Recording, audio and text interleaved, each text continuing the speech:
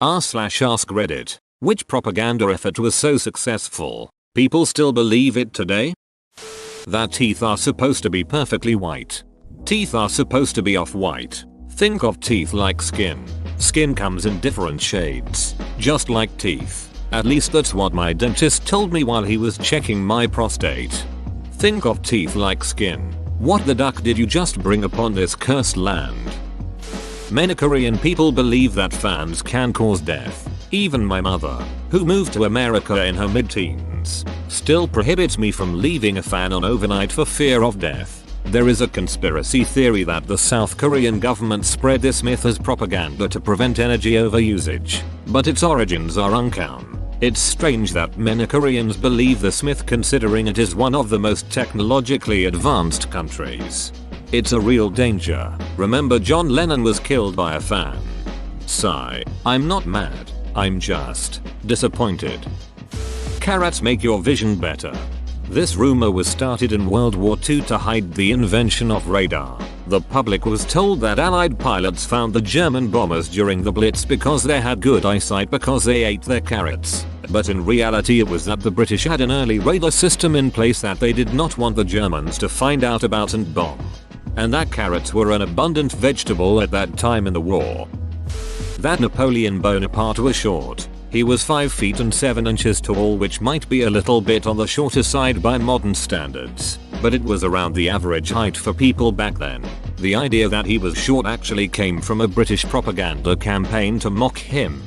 Also, due to starting out as an artillery officer, when he got high rank, he sometimes liked to micromanage the cannons, a job meant for corporals. This earned him the nickname Little Corporal from his troops. It's a term of endearment. The Brits may have heard it and put more emphasis on the little part. It really must be underscored how little or petty is often an adjective that suggests endearment in French. Another example, boy girlfriend translates to petit ami petite amie, or little friend. That big curvy line of toothpaste with a Dairy Queen curl we've seen in every toothpaste ad. You don't need more than a pea-sized smear of paste on your brush. I always only use a little pea-sized, but I have also never really thought about the massive squeeze they put on the brush in the commercials. LOL. Do you think they did this so you go through their product faster, meaning you have to buy more? That's exactly why. Same goes for other things, e.g. the Plop Plop Fizz Fizz commercial for Alka-Seltzer showing the person taking 2 tablets. Columbus was the only person who believed the world was round. Literally everyone who could read knew that the earth was round. Nobody thought Columbus would fall off the edge. They thought his crew would starve to death before reaching the East Indies. And he totally would have. Columbus was lucky that there was a new continent where he thought Asia was. New continent. Sugar companies paid the media to say that fat made you fat. I mean, all food in extreme amounts will put you on the heavy side. But sugar is the true villain here. There's a book written in the 80s I think called The White Death. The author was basically hounded almost to death by sugar companies and mocked and treated like scum for telling the truth. Edit. Massive facepalm for going blank on The White Death. Legendary Finnish sniper. Even though many of you kept bringing him up, I completely forgot it was his book that was named that and not the sugar one. You may be thinking of Pure, White, and Deadly. Also, check out Dr. Lustig's talk on high fructose corn syrup. https://youtube bthg8tls 4 edit. Whoa. Thanks for the platinum, kind stranger. Diamonds as a symbol of eternal love. Every kiss begins with slaves. I think I watched that porno. Apparently in the 80s KFC ran a Christmas themed ad in Japan, and to this day the Japanese eat KFC on Christmas. When I was in Japan on Christmas, I won some dumb quiz at a party and they gave me fried chicken because they believed that was our traditional Christmas food. It was ridiculous and it is one of those really odd memories of mine. Hate to break it to Japan, but Chinese takeout is the official food of Christmas. That is if some dog related tragedy befalls your turkey.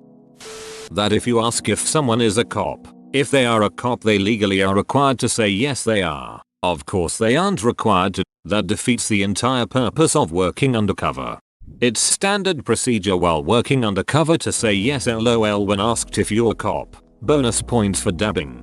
I saw a documentary recently about a former undercover cop in the UK. Apparently he once got in a car and had a gun pulled on him. They asked, "Are you a cop?" He said, "Yes, of course I am." They all bust out laughing and he kept his cover. Edit. This is a link for people who want to watch it. https://yahoo bw2tczvwdec.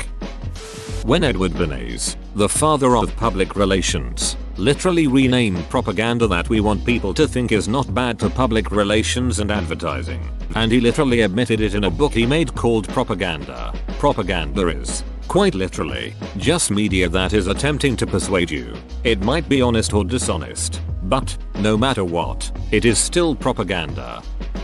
That touching a baby bird will make its mother reject it. Lies. Put the baby back in the nest if Taucan. Edit. I am leaving the typo because it's hilarious. Edit 2. Specifically babies, hatchlings and nestlings. Don't put fledglings back in the nest. And when in doubt, call a rehabber for advice. Edit 3. OMGGG. Propaganda. The spread of misinformation to further a cause. This misinformation is spread by people who know better to keep people from messing with wildlife. Open bracket. Except it kills more than it saves. So no, it isn't political, but it is most definitely propaganda. But don't touch baby rabbits. I watched my pet mama rabbit eat all her babies one by one after we handled them. Well, I didn't watch it, but they disappeared pretty fast and my parents were horrified, trying to keep the blood cleaned up so my 7-year-old self wouldn't see the gore. Side note, kids are smart. Just be honest with them. I knew what was happening. Oddly enough, that doesn't really apply to wild rabbit, at least not cottontails and swamp rabbits we have here. But I have heard it about domestic breeds. That the old woman who sued McDonald's over burning herself with her coffee was just money hungry. For clarity, an elderly woman was a passenger in a car, pulled over in the lot to add sugar after getting a coffee and it spilled all over her lap. It burned her really bad and she just set out to get McDonald's to pay her hospital bills. BC, they served the coffee way too hot. They ended up launching this whole PR campaign where they smeared this poor lady, even taking out spots in local papers over how silly and money hungry she was. Comedians, musicians, and radio hosts made fun of her and made her out to be money hungry instead of a victim. Yeah, she had 3rd-degree burns on her genitalia. She originally requested that they pay her 5-figure medical bills. They stonewalled. She sued and it was the judge who decided to make an example out of them, since it was proven that they has been purposely selling near boiling cups of coffee to discourage refills, despite being warned that this was unhealthy and that the cups were not made to hold liquids that hot. I subject anyone who continues to make smart-ass comments to court photos of her burned genital area. In addition, the payment the judge ordered were the revenues from 2 days worth of coffee sales for McDonald's. They barely really felt it. Edit. 2 days revenues, not 1 day's profits. Per comments below. Edit 2. People are claiming $500,000 or $600,000 settlements, less than the $3 million cost of 2 days coffee revenue, if they ever made the settlement amount public. I didn't find it in a quick search. Here are some facts, though. https://www.koch.org PG = facts. Knuckle cracking gives you arthritis. If it did, I would make a living being the overly dramatic old white person in infomercials that can't pick up a bottle. And I'm only 31. Is cracking your knuckles actually bad for you in any way? The myth that Spartans threw unhealthy babies off mountains. This was Athenian propaganda. Edit. Holy crap, I got a silver. Thank you, anonymous person. Actually, people from every polis would abandon babies if they felt like it. Open bracket. See Oedipus. The Athenians claimed that Spartans ritualized the practice. The Spartans' main problem was all the child raping. Edit. To all you people who think I'm talking about pederasty, I'm not. I'm talking about the process by which boys as young as 7 would be sent to have sex with a retired general to toughen them up, or the fact that in military camps younger boys would be beaten and raped as part of a hazing ritual. There was also a lot of slave raping going on. Pederasty wasn't uniquely Spartan, it was a Greek and Roman thing.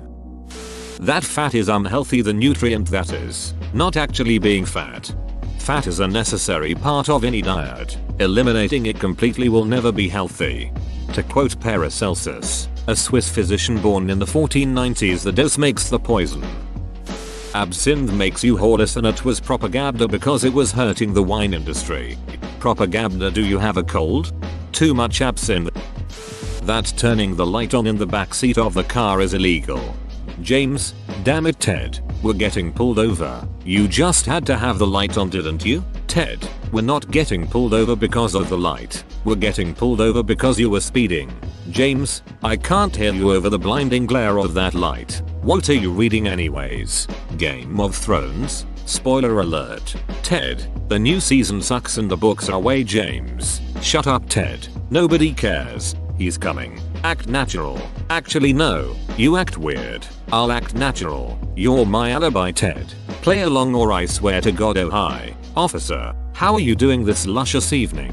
Officer, do you know why I pulled you two over? James, I'm afraid I do. The light, right? Don't worry, I can explain. My friend here is new to this country. Officer, him? James, yes, he comes from a faraway village in, well, why don't you tell him? Ted Hamed? Ted Hamed. Oh yes, I am Ted Hamed. Good to make your meetings. James, go on. Tell him where you're from. Ted, I am from Escobar. Officer, Escobar? Ted, yeah I mean, yes. Officer, they read Game of Thrones in Escobar? James, he only reads it for the incest. Ted, actually James, yep, those Escobarians sure love their incest. Officer, well then. James, so Ted, there's no cars in Escobar. Huh, Ted, only a donkey. James, then it makes total sense that you wouldn't know about the no lights in the car rule. Glad we got to the bottom of that. Don't worry officer, I'll straighten him out. Ted Hamed, you are a bad fob. We're taking you right back to the border. Officer, sir, I pulled you over because you were going 85 in a 60. James, so not because of the light? Officer, no. James, oh, in that case I should mention, I too am from Escobar. I am first time riding steel donkey. No familiar ratings with this speedly moot. Many thankings for the upheads. I am now only to ride gentle and safe like sweet home Alabamas. Officer, alright both of you out of the vehicle. Put your hands over your heads and lean against the hood while I search the car. James, damn it Ted, I knew you shouldn't have left the light on. Ted, this isn't happening because of the ducking light, moron. It's because you sped then lied to the cop.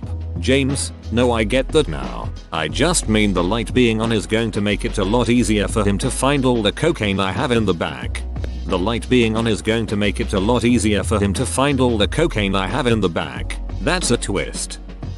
Message will kill you and is horrible to ingest. I'm allergic to MSG really. It is delicious and your body produces it naturally while breaking down regular salt. Some people do have sodium issues, and it may not be good for them, but that's a tiny micro percentage of people. There's message in breast milk, tomatoes and parmesan cheese etc etc. It is a natural component of most protein containing foods. Sodium or glutamic acid are in literally everything, the latter being an amino acid. You couldn't be allergic to message without being allergic to those, at which point eating anything would be bad for you. Breakfast is the most important meal of the day.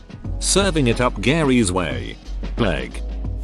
People still believe dogs don't see in color, when in fact they do. They see less of it than humans do, but they most definitely see in color. A successful propaganda campaign by cats to smear their bitter rivals.